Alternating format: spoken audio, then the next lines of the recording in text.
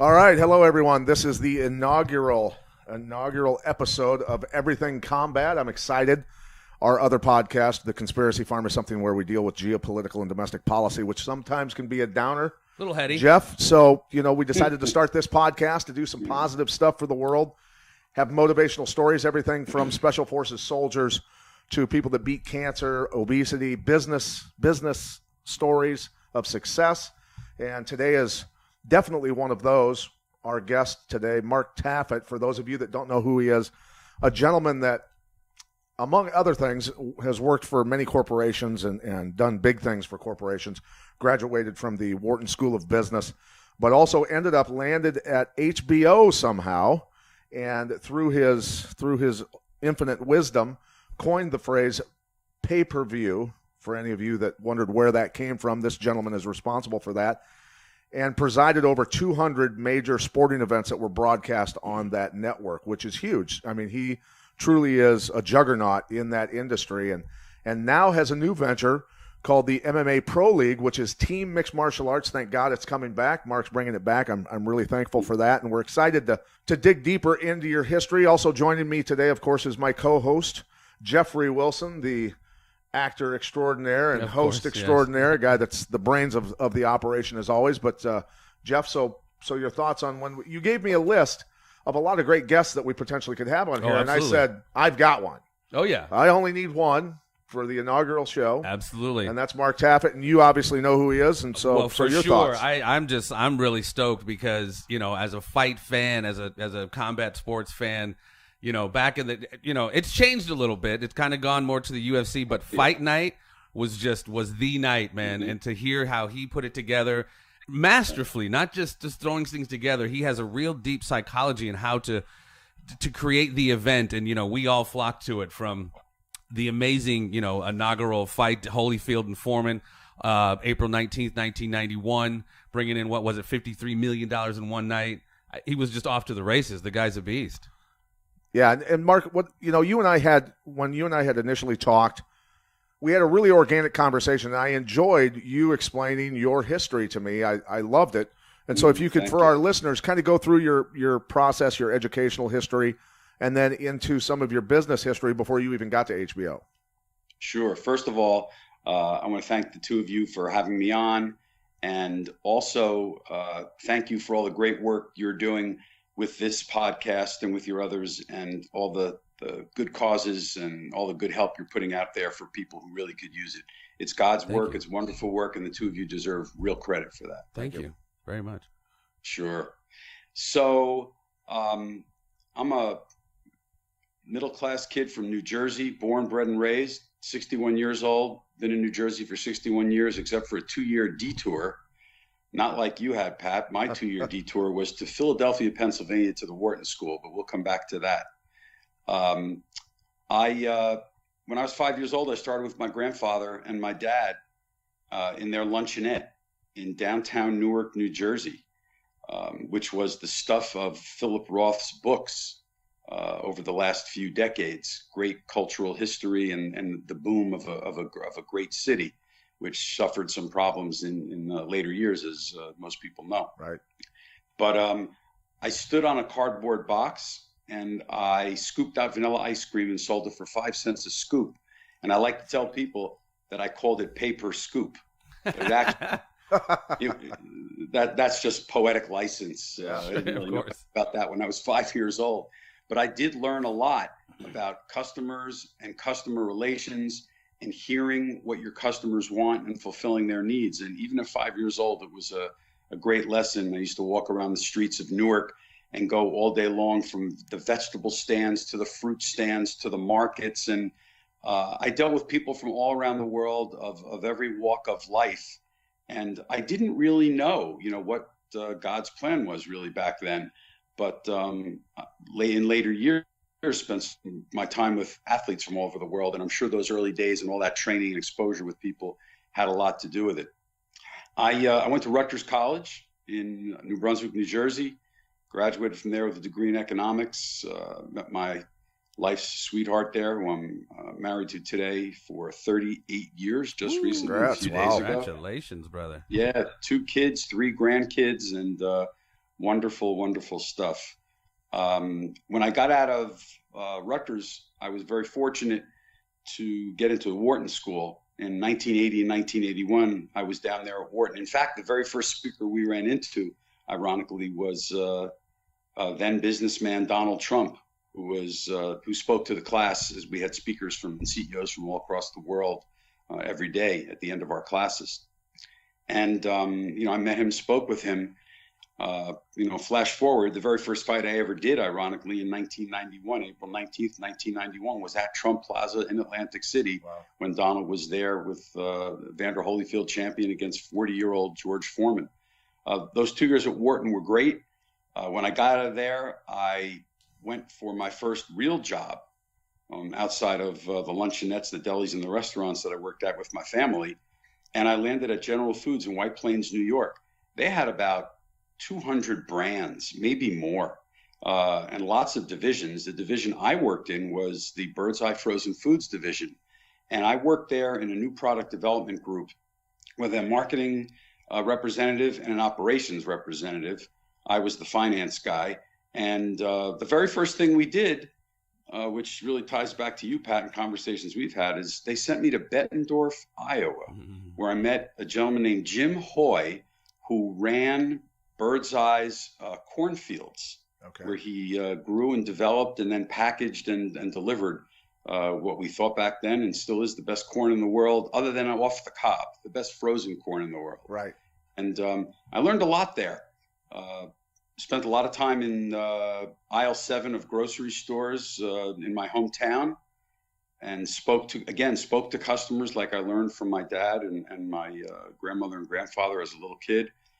But after a few years, just didn't quite identify enough with the product. I learned about something called passion in your work, and that if you don't really have a passion for what you do, there's a chance you're not going to be the best at it. Right. Because something's got to separate from the people next to you and the people you compete with. And there's a lot of smart people and a lot of hardworking people out there. Passion's a good one. And I needed to have more passion for what I did. So while I was at General Foods, every quarter we did presentations to a group of financial controllers across the company. And I was one of the young kids, and I spoke about my vegetable combinations that we were developing and packaging for Bird's Eye. And so a year and a half, almost 2 years later, I get a phone call from a gentleman named Andy Kaplan. He says, "Mark, I was one of the controllers at General Foods. I saw your presentations. We never met, we never spoke, but I liked what you did. I liked the approach you took and the rigor you put into it, the passion you showed for it. I'm at this company now called Home Box Office. We call it HBO. There's only about 1 million or 2 subscribers across the country, but it's a great place for young MBAs to come who want to grow. And you ought to come over here and just grab any job you can." And what year was this? This was 1983. Wow. 2 years after I was, almost 2 years into my career at General Foods. And I went home and spoke to my wife. I didn't even know what HBO was. We didn't have premium television. I wasn't aware of it. But we spoke about it for a while, and I went to visit Andy, and we had a great conversation. And he said, "Just get over here, grab any job, get into the company, and grow with us." And so I took a job there as a finance manager, actually in accounting. And the funny thing was, I had an accounting class, but I didn't know a debit from a credit. I had never done it in my life. So I went over to HBO. I got there on my first day and sat down next to a guy named Rob Roth. And we talked a little bit, and Rob happened to be a CPA. And I said, "Boy, I really could use your help, doing these debits and credits and closing the books every month. I have no idea what I'm doing." Right. And he said, "Well, your background at Wharton in strategy and planning is good for me. So why don't you help me with my business plans, and I'll help you with your accounting." Well, you flash forward many, many years, and I became the head of HBO PPV, and Rob became the CFO of HBO. So the jobs were flip-flopped early on. Yeah, it was. I was very fortunate. I met the right guy my first day there at HBO. So that's how I got to General Foods and then to HBO, and it really began a career that would change my life and my career and change my family's life. Yeah, so when you came up with the idea for pay-per-view, obviously you probably had to present it to the CEO, I'm guessing, the president of HBO. Yeah. And, you didn't expect to be necessarily the executive producer or running the whole thing. I think it was obviously your idea, but do I remember correctly? Did he ask if do you have somebody to run this? And you guys basically said not yet. And he said, well, you're going to be that guy, right? Yeah. So what happened was, one thing I learned early on in my career, great to have a mentor. Mentors teach you, guide you, help you, and help you avoid a lot of mistakes. And when at HBO, I had a mentor named Jeffrey Bucas, who back then was the head of finance. Now is actually the head of the Time Warner Corporation, the CEO of the company. So, again, you look at things about propitious meetings and things that change your life. How fortunate I was to meet the young man who became CFO at HBO. And then I met a mentor, who became the head of Time Warner. So something was on my side and in my corner, as they say. So he used to send me out to different divisions to talk with the division heads and help them think better and more clearly about generating financial returns on their spending as the company was growing, generating a lot of revenue and profits. And we had to decide, now how to set a real strategic plan. So I met a gentleman who was the head of HBO Sports at the time. His name was Seth Abraham, and did a heck of a job there. And he asked me to do a study on boxing. Back then, HBO had Mike Tyson, was fighting at a very young age and knocking people out in 30 seconds and under, as you probably recall, spectacular fashion. He was promoted by a gentleman working by the second. Yeah, exactly. So I did a study of the boxing marketplace, and I found that in 6 cities across America, there were these microwave dish antennas on people's rooftops. And while most people, to see the biggest fights that took place back then, used to go out to arenas and stadiums and pay $20 or $30 a ticket and sit with that big old screen and that terrible sound and food and beverages being strewn in the air all over you. Very difficult experience, but that's the way it was. In these 6 cities, you actually paid a fee for the night and you watched the program on your microwave dish antenna. It preceded pay-per-view. And I found out that there was as much money being generated for a couple of Sugar Ray Leonard fights as we were paying at HBO for national rights for Mike Tyson. Okay. So I said, guys, something's going to happen here. If this gets to 10, 20, 30 cities and we're not a part of it, we're going to lose our franchise. Yeah. So that really was the genesis of the business plan pay-per-view and for HBO pay-per-view. And when I presented it to management, they said, you know what? Let's launch it defensively because we want boxing on the subscription service, HBO.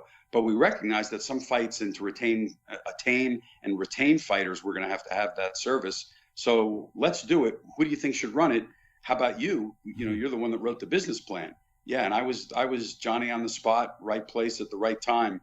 And all I kept thinking of, the truth was, the first thing I thought of back then was standing on that little cardboard box, scooping out vanilla ice cream cones. And I said, yeah, let's go for it. This is another one of those aha moments that might change my life. So I earned the right to work 21 hours a day for the next 3 years. Well, and that's, that's very, nothing ventured, nothing gained. And obviously that was kind of an unestablished commodity at the time.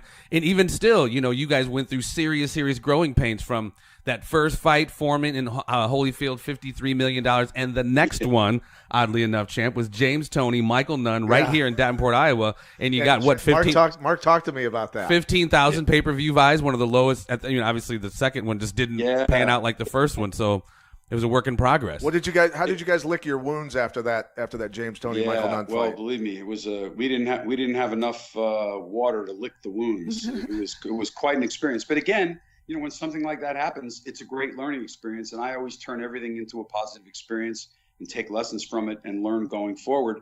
And as I still say today, we learned back then that pay-per-view, in fact, is a business of hits and misses. Yeah. And you either have an event that reaches those proportions and that medium that asks people to pay today $50, $60, $70 a night, is appropriate for it. And if it's not, the big lights, marquee lights on Broadway type of event, if it's not a Super Bowl type of event that allows 8, 10, 12 people to get together and gather and watch, then it's not meant for pay-per-view. It's meant for free television or today streaming and other media. Is that what you would attribute that kind of that Nunn Toney fight? I mean, what would you kind of attribute that to? They just weren't big enough stars. I mean, they both were pretty awesome boxers, but that marquee value just wasn't there.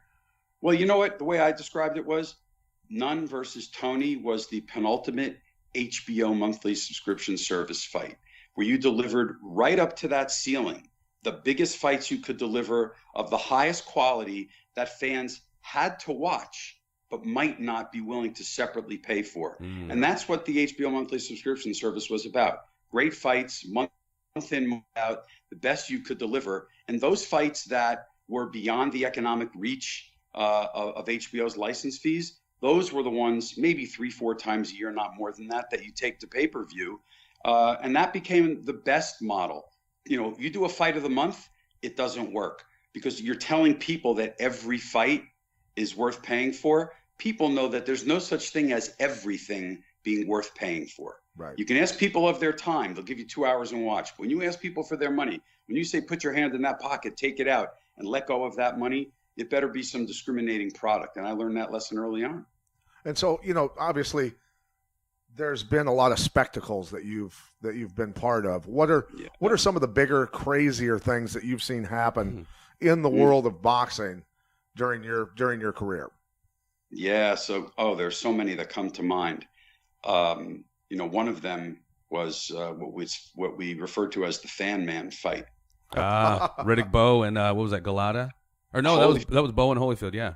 Well, Riddick Bowe and Evander Holyfield, back in 1992 or 1993. And we were at that magnificent outdoor arena at Caesar's Palace where all those great Leonard Hagler, Duran, Hearns fights place. They used to wreck 16,000 seats out in the parking lot, and great things happened. Yeah. So we went there for that fight, and it was beautiful. It was like, you know, the Caesar's Palace modern day version of the Coliseum. And when you made it to that outdoor arena, you knew you made it. And that was our fight there. So there's a giant canopy over the ring because it's very hot in Las Vegas. The sun shines, and and it could rain. You're outdoors, and you got to protect the ring and the fighters for your telecast. Yeah. So I'm sitting at ringside with my wife, and she points up and she says, "Look up, you know, some guy's going around and around, and looks like he's got like a lawnmower engine on his back." And I said, "Yeah, you know, people do that. Maybe he's going to let it, you know, put an ad out his back at some point and float a banner or something. We'll see what happens." And then my wife says to me a few minutes later, she says, "You know, he's going in circles, and it looks like he's getting closer." And now I'm starting to get a little bit concerned. Maybe 15 minutes later, all of a sudden, my wife screams that he's coming right at us. And we could see him coming right to that angle through the canopy. We were in the first row on the other side of the ring. So the guy comes through the canopy, and he gets his parachute caught up in the canopy. He lands in the ring ropes, gets all tangled up. Now, right where he landed, at that particular fight, James Farrakhan was there with Riddick Bowe's promoter, Rock Newman, and they were there supporting and watching Riddick Bowe. So that whole camp thought that this guy was trying to commit an assassination at ringside. So they all jumped up in the ring. And I'll tell you, that guy with the lawnmower engine on his back, he sure learned he was in the wrong place at the wrong time because people were all over him in seconds. Yeah, Farrakhan's bodyguards pounded the hell out of him, didn't they? There's incredible footage of the one guy with his cell phone just beating the dog snot out of this dude's helmet. I mean, I was like, whoa, he got some group therapy there.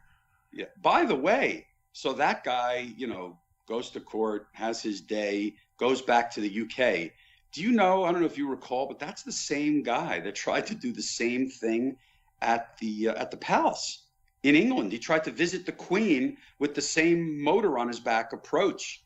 I guess he didn't learn. Wow. Yeah, it was a crazy story. So that was one of the crazier ones. We had a number of them. I was in Madison Square Garden when Riddick Bowe and Andrew Galata were fighting. That was nuts. And they had 3 fights, and to at least 2 of them ended, maybe all 3 of them, with disqualifications because of low blows from Galata, and there was a riot. Oh yeah, I remember watching that live on TV. At Madison Square Poor Garden. George Foreman. George Foreman and I will was never like, "Don't do forget that, son. Don't Jim do that, Lampley son." taking off his headphones and saying to the fans, you know, "My daughter's out there somewhere. I've got to go find her." And he leaves the broadcast booth. And George Foreman is standing, Preacher George at ringside, talking to people, talking them off the ledge. "Calm down. No, young man, don't do that. You'll regret that." Yeah. And I'll never forget that. It was an incredible moment. And and there were a few others. Those were just 2 of them. But you got to see a lot in boxing. I never understood Andrew Galata was such a good fighter. I never understood you get to that level and you know, right there at the precipice of, you know, really being great, fighting some of the greats, and you just self-destruct like that. His mind would just fold up. Yeah, well, Andrew Galata was a good fighter. Riddick Bowe at that time was a great fighter. Yeah. So, you know, maybe that had something to do with it. Maybe Andrew realized at some point. But, yeah, that clearly, you know, when you have a great athletic contest, the last thing you want is for it to resort to issues like that. You want to see two men or women at their best in the ring, giving their all, and having the fans at home being able to watch a magnificent athletic contest. So we were disappointed. You know, and probably we should have learned after one or two fights not to do it again. Yeah, or the same kind of similar scenario with, I think it was Oliver McCall and Lennox Lewis. Like, he just started crying in the middle of the ring. It was like, what happened? I was there for that. I couldn't believe it. We're sitting at ringside, and all of a sudden Oliver starts to cry in the ring. I said, "Oh my God, what are we going to do?" And Lennox just backed off. You know, being the British gentleman he was. He didn't know what to do. It was a very that was now. A very Did they eventually scene also? Did they eventually attribute that to some sort of drug addiction or something? Yeah, look, he obviously had problems. Yeah. Oliver had problems, and you know, again, he was a very talented fighter. Yeah, tough guy. He also, by the way, was in with a better fighter. Lennox Lewis was one of the greatest heavyweight fighters ever, and perhaps the most talented heavyweight fighter all around I ever saw. You know, he had which gets us to the next great spectacle, Lewis versus Tyson, 2002. My God. So we had a press conference for that fight. Is on. And I'll never forget it. We were in a beautiful theater, a Broadway theater in Manhattan. And we had spent an incredible amount of time planning how Mike and Lennox couldn't get at each other. We had them 21 feet apart on 3-foot boxes, so that they would stand there and we'd get a beautiful camera shot and then eventually have them sit at a dais and do the press conference. Well, I obviously didn't plan that one right. Mike jumps off the box, runs a beeline to Lennox. The next thing you know, they're on the ground. The curtain of the theater came down on the entire dais. People fell down and backwards off the stage.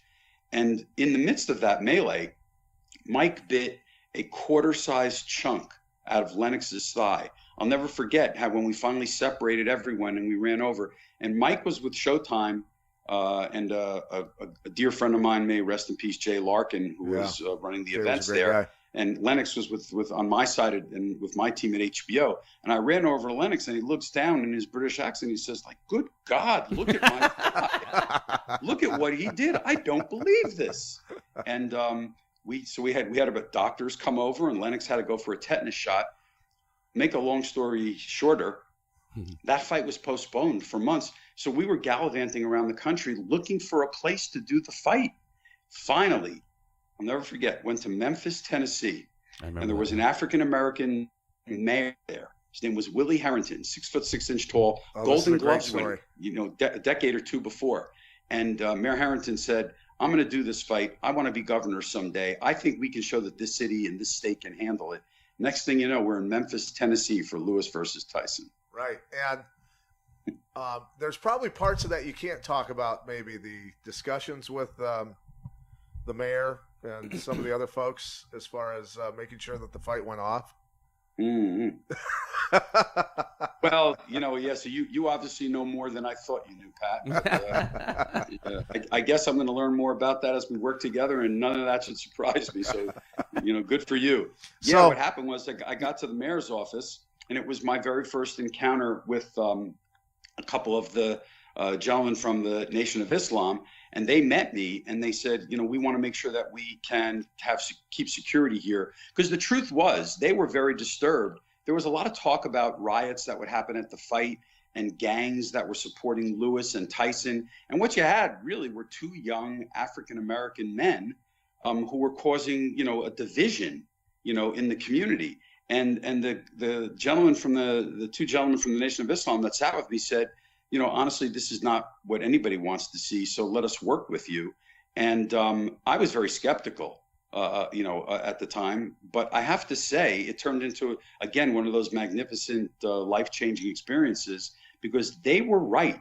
And they put forth security measures that kept that city safe and kept those two fighters and their camp safe, that checked everybody that was coming into the city, into any function that we had, any open workout in big public areas, the arena itself that night. And they came up with one of the most incredible suggestions ever that turned into a television aha moment that you might recall. I'll never forget, there was a gentleman there, his name was Elijah Muhammad, and he said, we're going to set, if you want this fight to actually happen, once Lennox and Mike get into the ring, and for them to wait for the ring introductions for the fight to happen the right way rather than for disqualifications to occur, we need to set up from one corner of the ring to the other a line of men, big men, shoulder to shoulder. So I, of course, in my naivete said, yeah, no problem. We'll get the Memphis police to come in and do that. And they said, no, you don't understand what young men who have dealt with the law understand about how they'll react to that. That'll cause a riot like you've never seen. So we actually got the police force, but wore yellow event staff T-shirts at the recommendation of those gentlemen and Elijah Muhammad. Okay. And so, of course, our executive producer put a camera on the top of the arena. And the moment that I'll never forget, when I was in the arena that night, but when I look back and watch the telecast, when you look down and saw that diagonal of yellow, and you saw Lennox, who was 6'5", taller than all the men, the security men, looking over them at Tyson, who was really probably about 5'9" or 5'10" at the most. And Mike was trying to put his hands on their shoulders and jump over to get at Lennox. It was an incredible sight, but it actually did save us and allowed the event to go off securely. You know, it's interesting that, you know, it got to that point because, like you said, that could have been a real public situation, a riot or whatever. Mm-hmm. But Mike knew Lennox. Like, they've known each other for a long time. Oh, yeah. So I know in the heat of the battle, it's kind of different in how they promote fights. But in my opinion, and I could be totally wrong here, Mike obviously lost that fight. Yeah. But he sounded like a completely different human being after he lost. He jumped in like humble mode. He was wiping blood off Lennox's face. And yes. I honestly think that night really changed the public perception of Mike Tyson. I mean, obviously he's gone on to kind of reinvent himself, but I think that was a big part of it that night. Yeah, you know what? It didn't just change the public perception of Mike Tyson. It also changed Mike Tyson. Yeah. And it was actually a great moment for him because Mike always had this character of almost being like the bully, but that's not really who he was. You know, Mike went through Mike went through a heck of a past. I think he was in 21 foster homes as a kid. He was a scared. And, I mean, as a grown man, he was still a scared child. Yeah, no child should go through experiences like that. Right. And he fought Lennox, and Lennox was the superior fighter.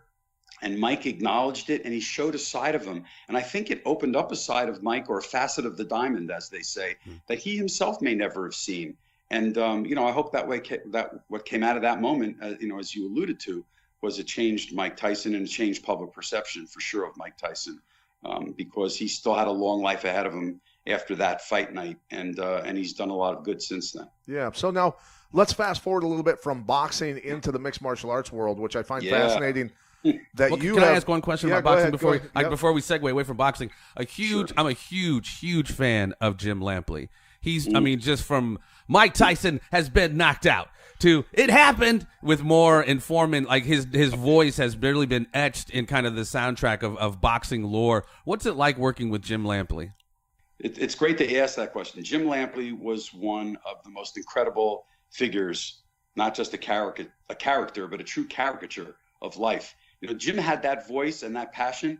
If I took Jim to the cafeteria for ice cream or a sandwich, he would say, "That's the best vanilla ice cream I've ever seen. Oh my God, look at the way that came out of that machine. This is fantastic." And that's the way Jim lived his life. You know, he loved to live, he loved to laugh, he loved to love. And Jim was one of the people who I admired most, look up to most. And he made boxing a better sport.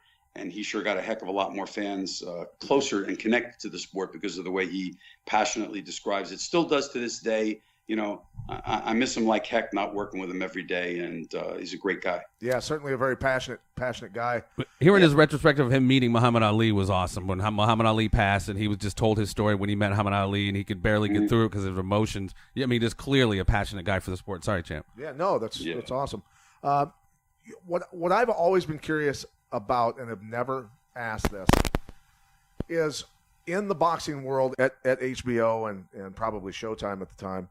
I'm not sure what year Showtime started, but, you know, in the boardrooms and your discussions about upcoming pay-per-views, things like that. What was going on as the climb of the Ultimate Fighting Championship was taking place? Was there worry? Was there market share, fretting? Anything like that was going on at the time?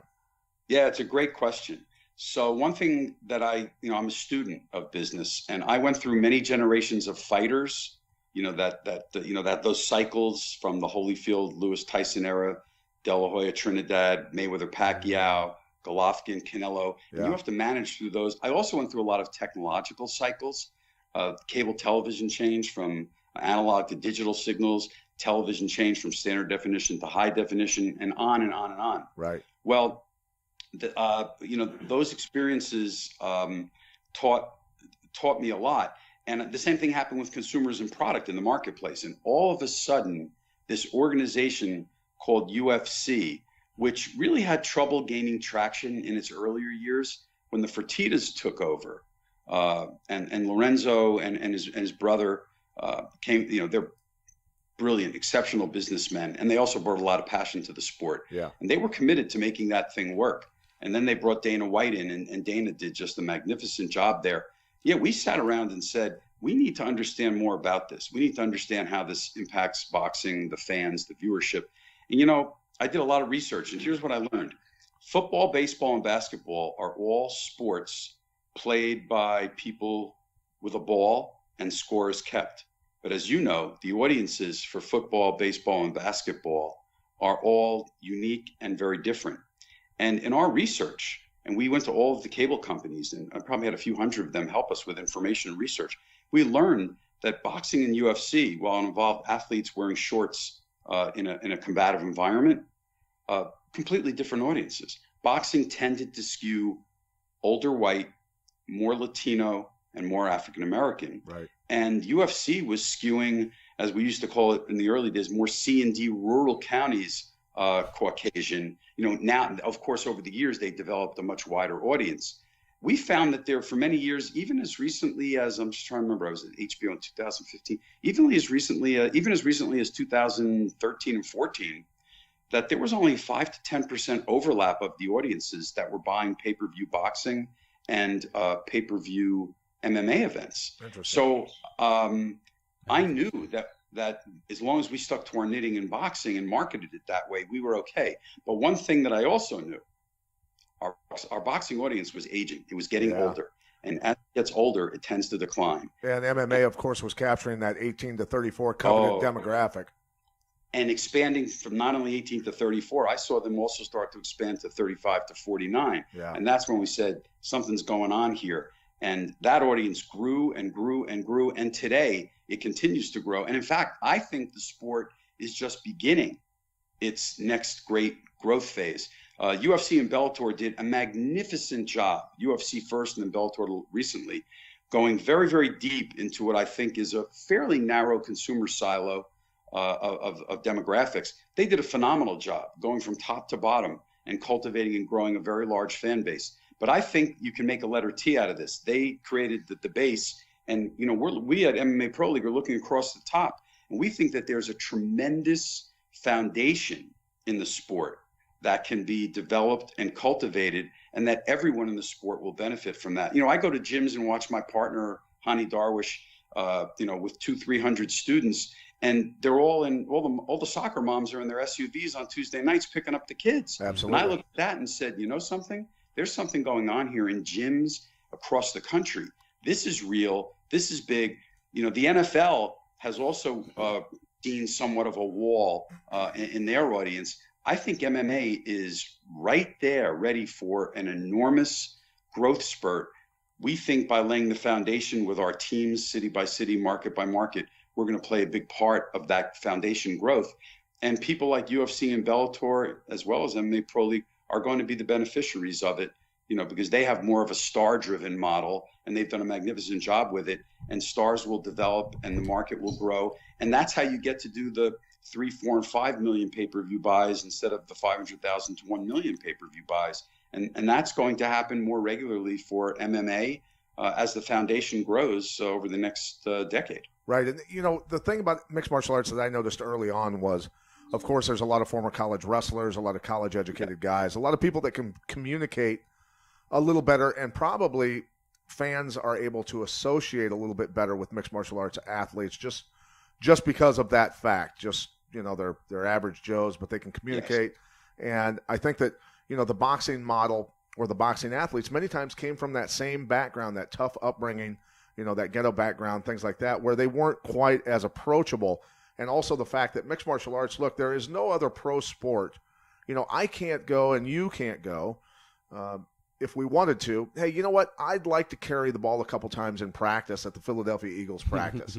I want to do. Let me play some D-back a little bit. Let me jump in there a little bit. But in mixed martial arts, the one thing that's unique about that sport is my years of coaching, I had many, many students who were so good on the ground, who were not even professional fighters, but they were so good that they could come in and compete. Sorry. Really done it. Hello? There we go. They could come in and compete in practice in my grappling, not the sparring because they'd get butchered, but in the grappling practice where they could jump in and roll with world champion fighters, world-class fighters, and tap them on a regular basis or at least keep up with them. And I tell you what, as a guy who might be an attorney or a businessman or a construction worker, to be able to come in and roll with Matt Hughes all night and give him a great workout, that's something that's unique amongst, mixed martial artists. Well, there's a lot of things in MMA. First of all, there are tremendous values that the sport teaches kids. And that's one of the things that I really love about the sport and makes me committed. You can talk about self-defense, being in shape and being physically fit. In today's world, when we grew up as kids, I'm a little older than the two of you, but when we grew up as kids, you just went outside and ran around all day. Now everything's done by appointment and driven visits and play dates, too much of it. And physical education is something people plan for. It doesn't just happen naturally. Well, MMA gets kids to work and work out. It teaches them self-defense. It gives them self-worth. It gives them self-confidence. When you go to those classes, there are as many young women as there are young men. What a beautiful thing for young women to have power and empowerment, something that's so important for them. Anti-obesity, anti-bullying. All of this is what MMA can teach and instill in kids. So I love it for that. And you go there also, not only you see an equal amount of boys and girls, but you see every ethnicity, every race, every religion. There's a common denominator there about what those values stand for. And as you know, Pat, I learned this. MMA athletes may be the best conditioned athletes in the world of any sport. Multiple disciplines and incredible training ethics. And those were all great values. In the old days and in the early days, people used to sensationalize, the violence, but it's not about that. This is about great, finely tuned, finely conditioned athletes who care deeply and passionately for what they do, have trained for years, if not decades, to get where they are. And that's what's going to come across with our teams and in the communities with these athletes. So we're really proud of it. Right, but before we go deeper into hold on. My microphone is just it's not cooperating. I apologize. The nice thing is when I was coaching fighters for many years, I obviously had a lot of children students, a lot of moms, dads, a lot of people like that. So there was that fine balance I had to find. But the cool thing about it was I used to have what's called an academic team. And a lot of martial arts schools do that. And you would have all the kids every quarter bring their report cards if they got A's and B's. The kids that got A's and B's got to go to the pizza party with the fighters at Happy Joe's Pizza Parlor here in town. And little Johnny and Jimmy and some other kids who weren't getting A's and B's went, man, I want to go eat pizza with Matt Hughes and Rob Lawler and Jens Pulver and Tim Sylvia. I want to go eat pizza with these guys. And the next thing you know, all these kids are bringing in A and B report cards and getting great grades and doing great things. And the rewards that paid off later on, I would get calls from parents all the time. They'd say, hey, Jimmy's heading off to college. Just wanted to thank you for changing his life. Because he was the kid that maybe had ADHD pretty severe, was very timid, intimidated, scared, bullied. And it did. It changed his life. He got straight A's eventually and went off to college and did great things and now has a family. And so it's very rewarding. Mixed martial arts is, and martial arts in general is very rewarding for anyone to do. It tones the bully down to understanding that he's not the toughest guy on the block. And it takes that timid, bullied kid and turns them into that confident kid that can do anything in life after that. So it's great. But let's move on to MMA Pro League because I'm very excited. Hold on. That's a testament to the growth of the sport, the exponential growth of the sport from a very short time ago when John McCain's calling it cockfighting and wanting to outlaw it to, like you said, dojos and gyms being full. And that was just John McCain not knowing what he was talking about. Well, of course, but I'm just saying that's it was banned for a long time. They just got in New York. I mean, obviously there was different reasons, but everyone's starting to understand, about you. Pat's an amazing martial artist. A lot of martial artists that I've met, they get those intrinsic values instilled in them, and it's not about being able to kick somebody's butt. It really transcends that, and it creates a better human being, like you just said about kids going to school and just lives that are transformed by it. Sorry, Champ. Yeah, no, all the beneficial things that come with martial arts for children, for adults, for anybody are life-changing. And in case you have to defend yourself, it's that insurance policy that you hope you never have to use, but if you need it, it's always there. So absolutely, yeah. So it's anyway, great for the kids. MMA Pro League. I'm excited about this. Obviously, you're very excited about it. Otherwise, you wouldn't be diving in headlong with it. It's a team concept, the IFL, which I was involved with many years back, which everybody was very excited about. They did some things. They did some things wrong. They did some things very right, but they did a lot of things wrong. And, it was very unfortunate that it met its demise. And, of course, Dana White was certainly not on board with it and went after it with a lawsuit and some other things. But you have revived this, sir, and we're very excited about it. And there's a lot of things about team MMA, just as team wrestling that you and I have discussed previously, that go into this in terms of strategy that probably doesn't cross most people's minds. Yeah, my partner, Hani Darwish, is a decades-long MMA practitioner. He has a black belt from Renzo Gracie. Which means he's a very legit black belt. Yeah. And they, Hani believes in the team concept. I talked with Hani and Renzo. It was Hani's idea, a number of years ago. You're right about the IFL. They did some things very right. They were ahead of their time, but they also did a number of things very wrong. I used to talk to my friend Jay Larkin about that a lot. Yeah. These fighters come from team environments. They train with teams. Right. They grew up that way. Wrestlers do. A lot of the other disciplines do as well. Even boxing in the gyms, they train together. It's not a formal team, but everything's done with camaraderie, and people feed off one another. We think that it's something fans will love.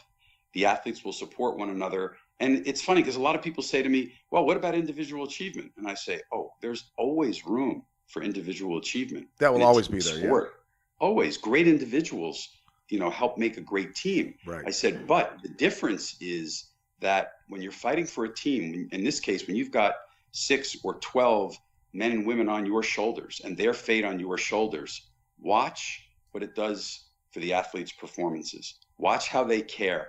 When your whole team is sitting at ringside, cage side in this case, watching you fight and rooting you on, watch what happens to very passionate athletes and what it brings out in them. And the fans know that. The fans connect with teams. They connect with their professional teams in all the major sports now. They love the connection at the local level. Pat, you and I spoke about this. It's a very unique experience when every single fight on the card counts as much as the fight before it and the fight after it. It's all about points and scoring toward the end of the night. A whole story will open and close in one night. That's very unique for fans. They can have an entire experience from beginning to end in one event with MMA Pro League. And our broadcasters, like Pat and I have talked about, our ring announcers, and our fans are all going to have to be cognizant of that and tell that story.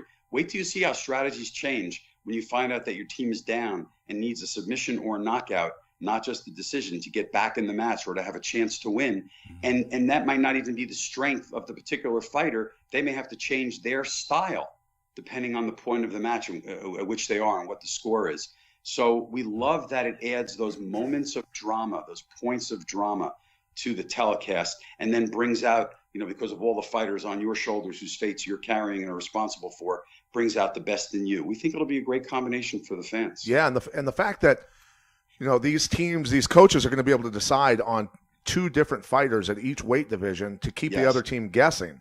So that's the really cool thing about it. The concept in college wrestling and high school wrestling is many times And I'll give you a great example of when I was younger.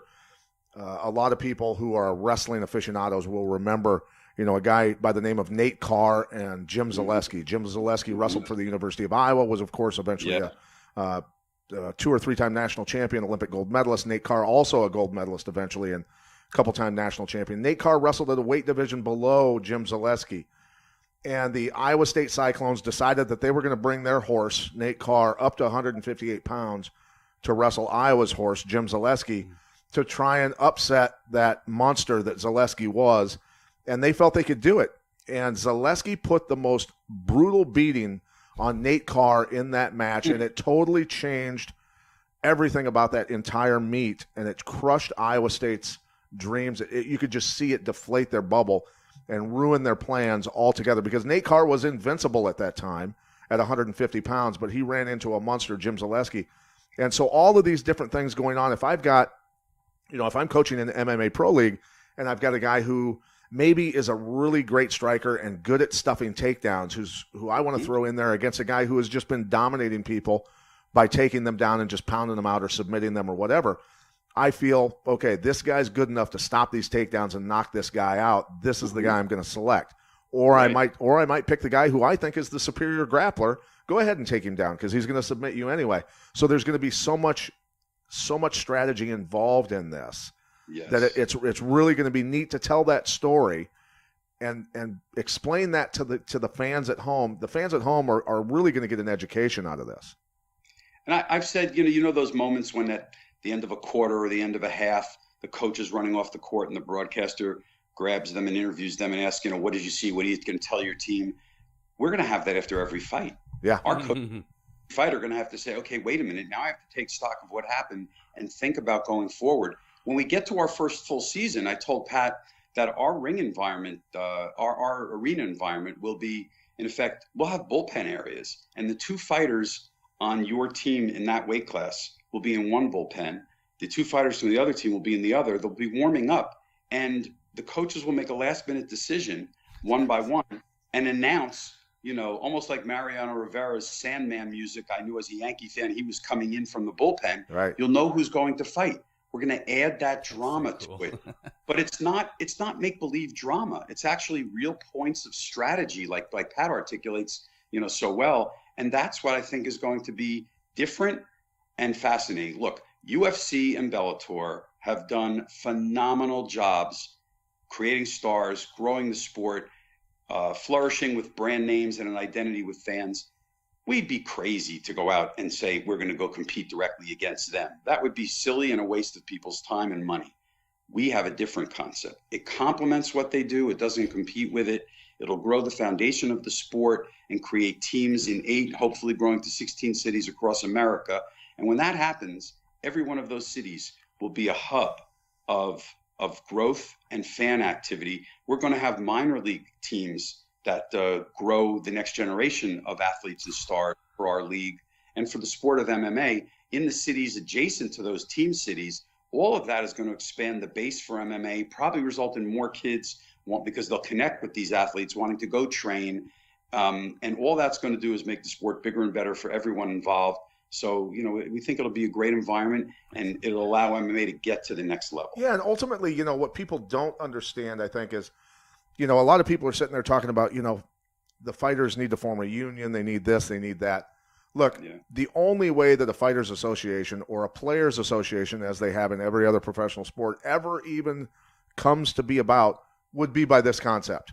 That's the only way that this ever comes to fruition. So those people out there that are fans, that are fighting for the athletes and all the former athletes and current athletes that feel that they maybe are being slighted and aren't able to share in revenue and merchandise and everything else. Look, this is the only way this happens. It truly is. And I think that this is the way that the sport explodes and grows. We certainly saw that with the IFL. We saw the possibility, the potential. But now it's very real with someone like you involved.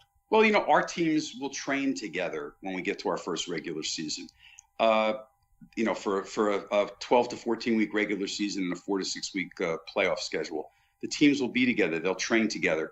That wasn't what was happening with the IFL. They were fighting on a given night under one banner of a team. Right. But they weren't a team. Look, you can tell what a team is. When you see the camaraderie between athletes, and you can see it right at cage side or at a practice session, you'll know what a team is. I think myself and Henzo's team were two of the few teams in the IFL that actually all trained together. I'm sure a lot of the other ones did not. Yeah, most of them, too many of them didn't. And we're gonna show the best of the athletes, the best of the sport, the values and the conditioning and the quality that they stand for.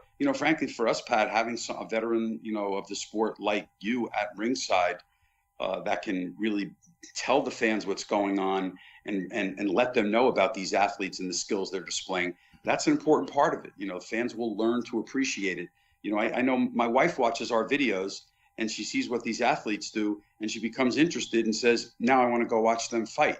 Yeah. Well, believe me, she would not have wanted to watch MMA if she didn't see these things. So we know that the communication process will bring fans closer to the sport, closer to the athletes, and will grow the base. The sport's a bit, when I say circus, I don't mean it in a negative way. Ringling Brothers and Barnum and Bailey Circus was built on coming to a city, pitching your tent, doing a show, packing up the tent and going to the next city. And that's what happens now. And by the way, it's the biggest, greatest show on earth. And UFC and Bellator present the biggest, greatest shows on earth on a regular basis. We are going to be the team that's there in the market with the home venue, with athletes in the community, touching the fans, touching the people, and it will change the sport and grow a foundation. And when that happens, we will then at that point be in a much better position, we think, for the sport to grow and for everyone participating in it to grow. So we feel really good about it. Yeah, and I think that the WWE model that the UFC has followed certainly takes away from a lot of the individuals. I think that the team model, one, obviously, if I'm a fan who lives in Denver and I'm a Denver Broncos fan, I'm going to have my favorites on that team also. So I'm going to identify with those team members, the John Elways that played quarterback and, all these types of people. I'm going to have my favorites, and that's the way it's going to be in these cities also. So I guess the point I'm trying to get to is that I think that the WWE model has been burned out for real competition. I think that a lot of the athletes are just lost in the mix. They have, I think, 600 athletes signed to the UFC. I follow this sport closely, Mark. I don't even know who 3/4 of them are. I can't keep up with it, right? Well, the thing about us is with the team concept with 2 athletes per weight class. The great classic rock group Queen had that song, show goes on, show must go on. There won't be postponements or cancellations. There'll always be the matches. The fights will always take place. The scoring is easy to follow. I always say this. My brothers are great sports fans, but not great MMA fans. If they can watch an entire story open and close in one night, 2 teams, and at the end of the night, one team is the winner, and they can follow the scoring and understand what's going on, and every fight relates to the one before and after it, so the story is knitted together all night long. I think my brothers are going to love this. They're sold. They're going to be sold. We think it'll expand the sport. Yeah, so, just fast forward into a huge event. 2 teams going at it. One team's down by 5 points coming up on the last fight that you need a knockout or a submission to get 6 points to win the whole thing. We already know what we already know what the losing side is going to do. That guy's coming out guns blazing, and it's going to be, imagine the anticipation of that fight and watching that play out. And it's going to happen eventually. He's going to be successful. He's going to get a knockout. He's going to get a submission, and he's going to pull off that grand slam, bottom of the ninth, home run, and everybody in the building is going to go nuts. That Kirk Gibson moment. Absolutely. Yeah, well, if that happens, we will hit it big, that's for sure. But yeah, the fans will look to that. And by the way, if that happens, and as a result you have a tie, then there will be a tiebreaker. There'll be one more fight that will take place, and it will be a tiebreaker. And you want to talk about passion and energy and focus, boy, all eyes on that tiebreaker. Right, yeah, right. He's got to win. Yeah, I remember in Japan they would have in the Rings organization and Pride, if it was a draw at the end of the fight, they would go to a final round, and you would see fighter Jeremy Horn when he fought Randy Couture in Japan in the Rings organization. Jeremy didn't even grow up wrestling; he was a computer geek, and Jeremy in that fight took Randy Couture down 6 times. It was a battle back and forth. Wow, one of the most incredible fights I'd ever seen. And I got back to the corner after the fight, and Jeremy sat on the stool completely spent. He gave everything he had against a superior athlete in Randy Couture, a bigger athlete. And he said, I'm done. I said, just be prepared. This thing is a draw. I'm telling you right now, be prepared to go another round. He goes, if they say an extra round, I'm done, Pat. I'm walking out. I go, you are not giving up. You will not give up. And it was a draw. He fought the extra round, but you could tell he was exhausted and ended up losing by decision. But that's the kind of heart people are going to have in this thing, man. They're going to, and when you think about it, it's when I watch swimming, I watch my kids swim. Both my oldest daughters are swimmers. They're very good swimmers. Many times in relays, kids are going to swim harder and get better times during the relays than they would swimming individually because of that team thing. And so, yes, when I'm fighting a normal fight, my teammates are there. They're cornering me. They're in the crowd. All of that. That weighs on you. It does. But when there's points on the scoreboard kept, that raises it to a whole different level for those guys. And that's where things, like you said, performances are going to go through the roof. People are going to fight their hearts out. Well, you know what, Pat? You gave me chills when you told that story about the tiebreaker and what it was like in the environment. I hope we get to one, because our fans will hear you tell a story like that, and they'll understand the meaning and the gravity of it. I'll just say, that's why I'm glad we have you on our side that night, with the microphone in your hand, because fans will connect better to the sport, to the action, and appreciate it when they get those kind of moments that only someone with the decades of background in the sport and the depth that you have can bring to the table. So well, Murphy's Law, if it can happen, it will happen. So it's going to happen, my friend. And Pat so Murphy at the microphone. let's talk about the first inaugural event for MMA Pro League that's coming up here in September. Yeah. So we made a deal with the beautiful new Hard Rock Hotel in Atlantic City, gorgeous hotel casino. It's a great brand for us. It's the perfect place to be. They allowed us to brand a series of introductory fights that we're doing now called MMA Pro League at the Hard Rock. And we'll have great experiences and great fans and a great environment there. Of course, our first two teams are Team New Jersey and Team Pennsylvania, because those are the two states that border the Hard Rock in Atlantic City. Dan Miller of the Miller Brothers MMA fame is coaching Team New Jersey. Daniel Gracie of the Gracie family, legendary Gracie family, is coaching Team Pennsylvania. For our introductory phase matches that are occurring now leading up to our first full season, the coaches are choosing the fighters and picking the teams. Those guys have magnificent gyms. I've been to both their facilities. Dan Miller's out in Sparta, New Jersey, and Daniel Gracie's in North Philadelphia, right in the heart of North Philly. And, they have such committed athletes there. I went to watch their team practice days, which I learned happen in those gyms. And I couldn't believe Dan and Daniel are going to bring the best out of those athletes that night. Yeah, the Miller boys, tough characters, and, of course, the Gracie family. Daniel Gracie was just cornering a fighter in the CES event in Philadelphia that I was covering, and did quite a good job. His athletes, his team did quite well in those fights. So it's going to be an exciting first event. I'm pumped about it. TJ DeSantis will be calling the fights with me. I'm excited to work with him. He's a guy that's been around the sport for many, many years, and he loves it. A fun guy to be around. So I got a question for you. And as you talked to him, and you've seen it all. You've seen the evolution and the transformation of not just boxing, but now you've kind of moved into this MMA role. You've mentioned this before, but technology has changed so much. Like radio, they say, is dead. Nobody's watching TV. Everyone is getting their media and consuming their media via handheld. So how are you bridging that gap and making sure people are getting the content you're trying to put out in this new medium, as they call it? Yeah, well, I will say this. I said before, I'm a student. Boy, I've had to study because, I saw the digital media age come forward. We saw the internet come in. We saw the digital media come in. Now we saw the social media transformation of communications and life. In fact, as you know, everybody's got their phones, and people talk with their fingers now. Right, exactly. In text, and so we're harnessing that technology. And not only that, it's not called television anymore. Now it's called content distribution. It's the way people watch content. And a TV I talk to my son and even to my grandkids. To them, a TV is just a video box. It's the place where video is shown. There's no more Thursday, Friday, Saturday night schedules of having to watch something right at a destination time and everybody gets together. You watch what you want, when you want, and you deliver that to people. And today, the biggest deals that are being done and the newest deals are being done in streaming. UFC just did a live streaming deal with ESPN Plus, their new monthly paid service. Bellator just did a deal with The Zone, the DAZN company. Well, we just did our deal with the folks at Flow Combat. And live streaming is so popular. People watch it on their devices. They experience it on their devices.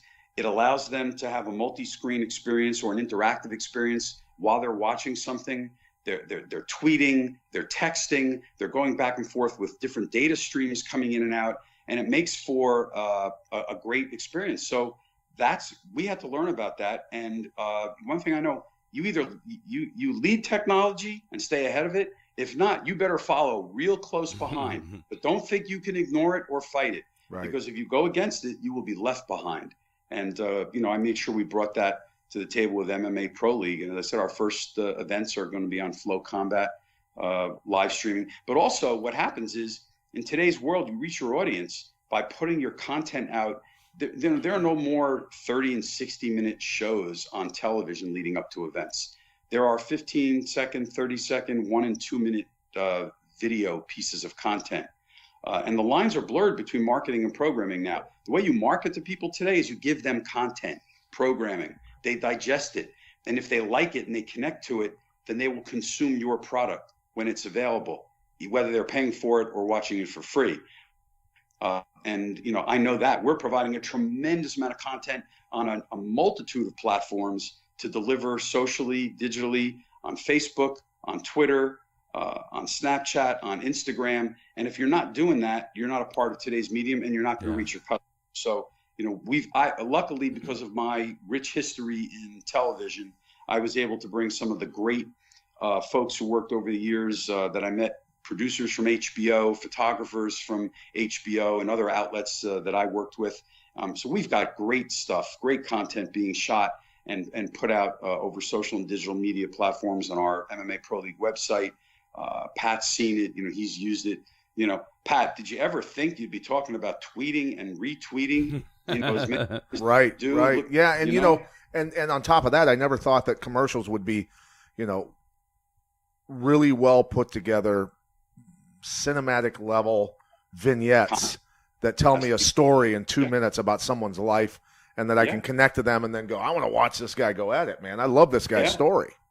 Yeah, because it's content and it touches people's hearts and it grabs them.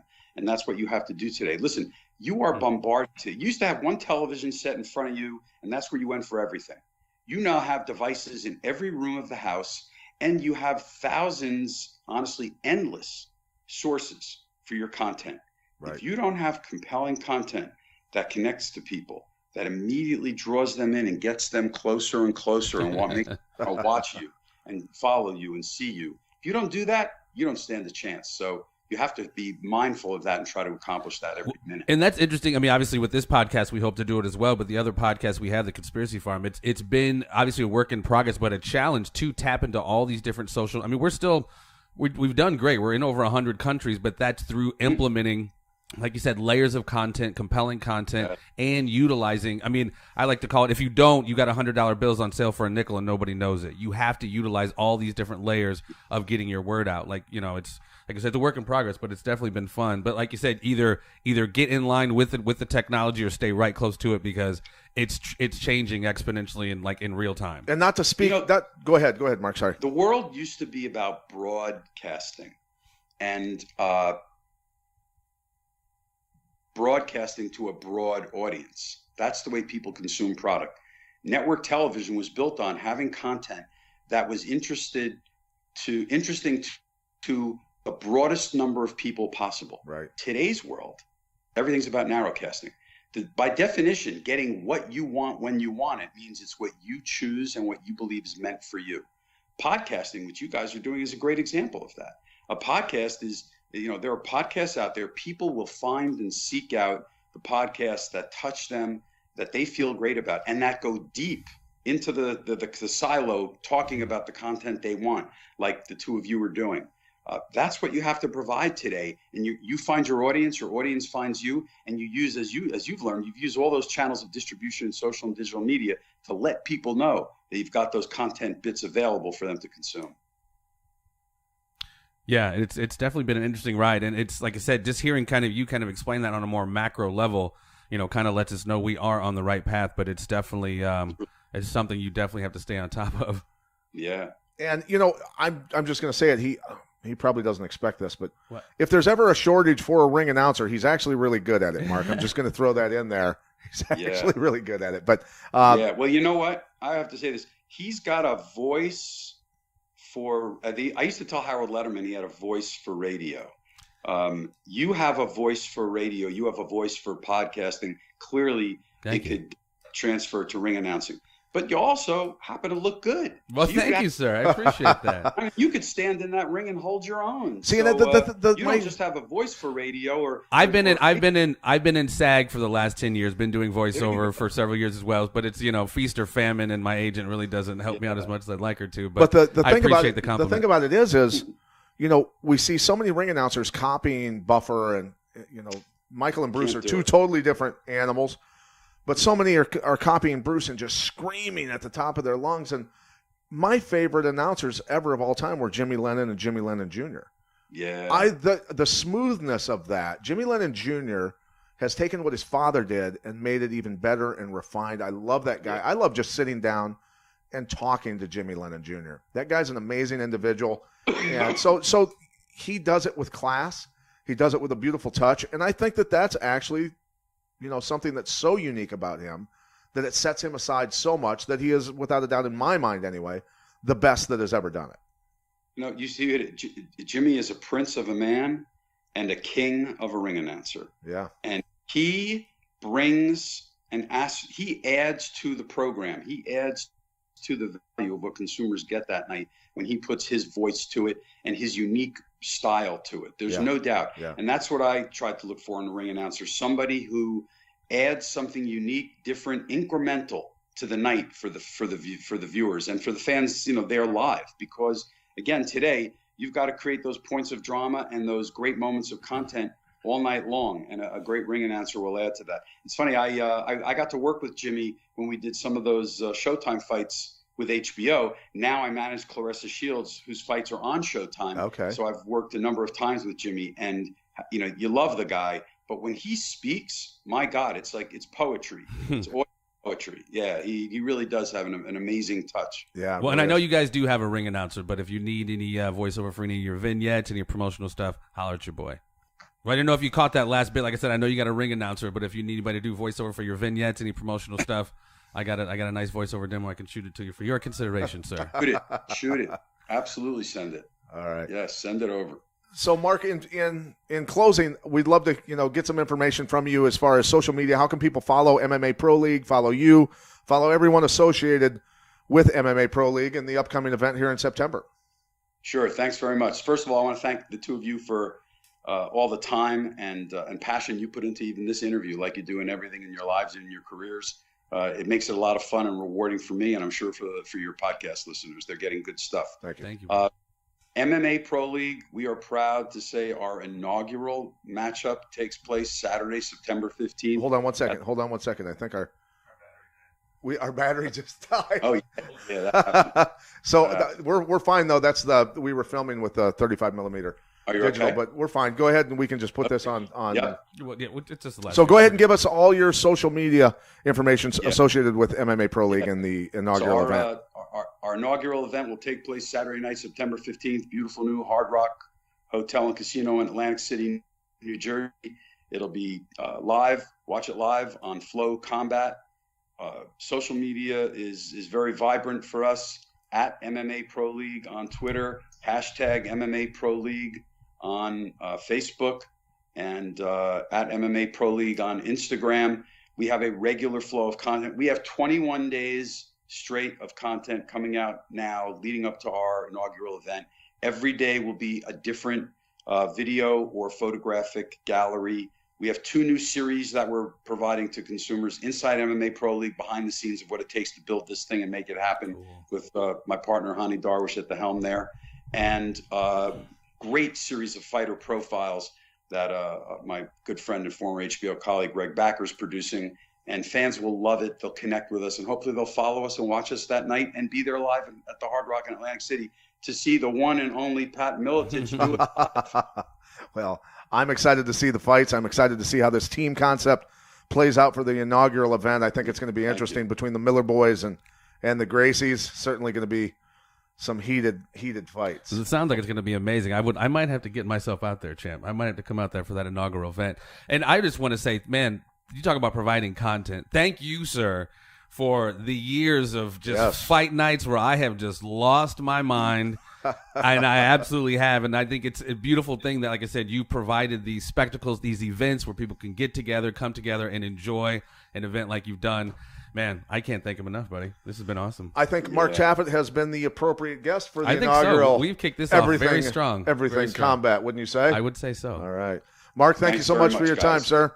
See you soon. Take care. Mark Taffet, ladies and gentlemen.